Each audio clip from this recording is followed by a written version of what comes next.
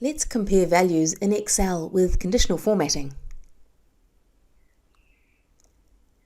I want values in column E to be highlighted when they're greater than the values for the same regions in column D.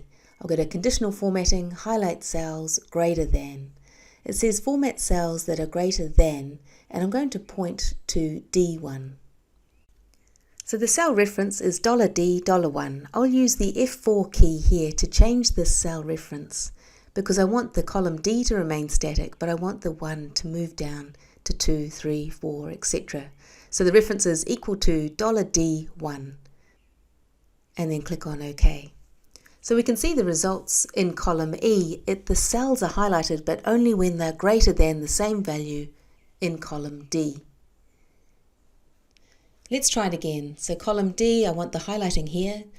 Highlight cells greater than, and I'm going to choose C1. I'll press F4 to change the cell reference to $C1. And I'll change the color here to green. Click on OK.